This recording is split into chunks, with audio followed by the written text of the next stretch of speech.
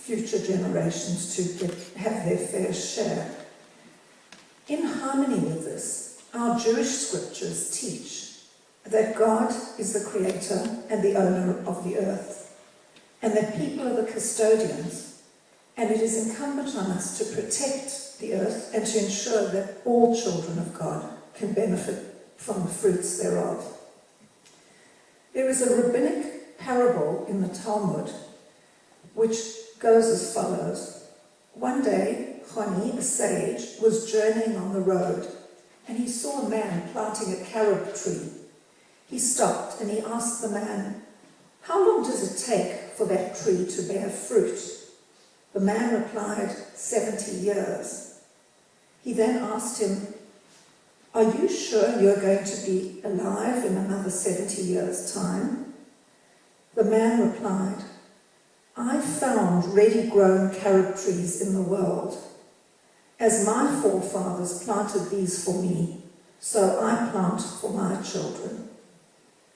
The Midrash, which is an almost 2,000-year-old rabbinic commentary on the Torah, which is more than 5,000 years old, explains, "In the hour when the Holy One, blessed be He, created the first man, He took him and let him pass before all the trees of the Garden of Eden, and said to him, 'See my works, see how fine and excellent they are.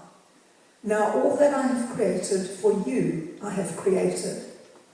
Think upon this, and do not corrupt and do not desolate my world, for if you corrupt it, there is no one to set it right after you.'"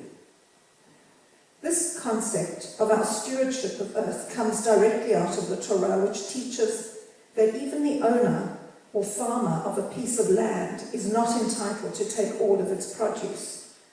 In Leviticus chapter 19, lines 9 to 10, we read, "And when you reap the harvest of your land, you shall not wholly reap the corner of your field, neither shall you gather the gleaning of your harvest.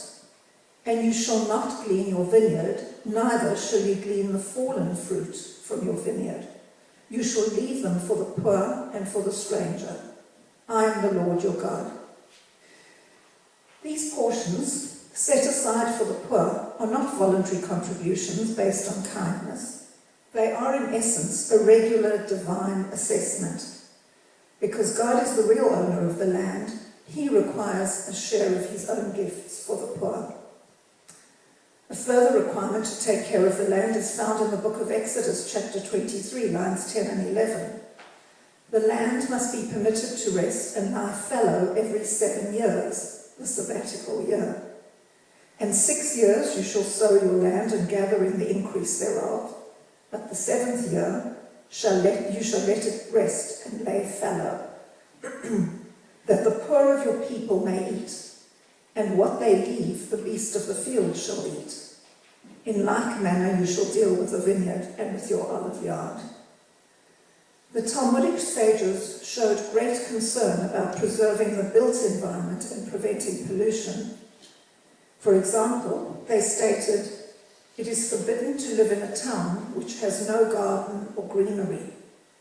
Another example, threshing floors had to be placed far away enough from a town so that it would not be dirtied by chaff carried by the winds.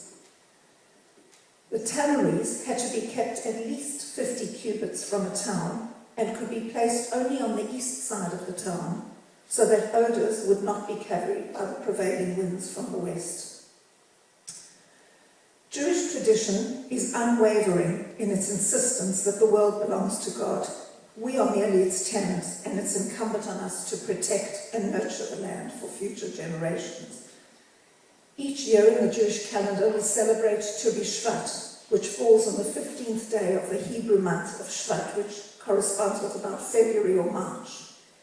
This is the birthday or the New Year's Day of the trees. It's been described by Rabbi Daniel Schwartz as the quietest New Year's Day in the world. Yet it is one of the most significant days in the Jewish calendar. In Leviticus chapter 19 we read, "When you come to the land and you plant any tree, you shall treat it treat its fruit as forbidden. For 3 years it will be forbidden and not eaten. In the 4th year all of its fruit shall be sanctified to praise the Lord.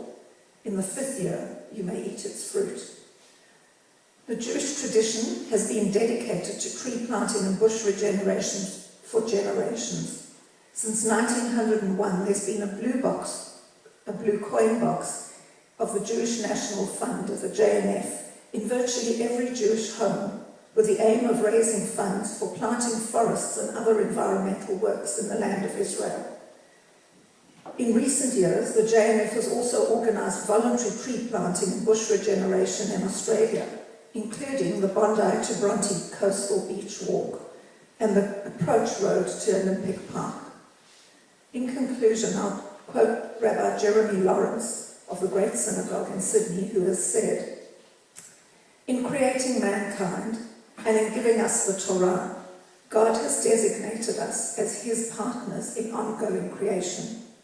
While we do have the potential to do harm, with the Torah as a goal and as our guide, we have the unique ability to manage and improve our environment, our societies, and ourselves."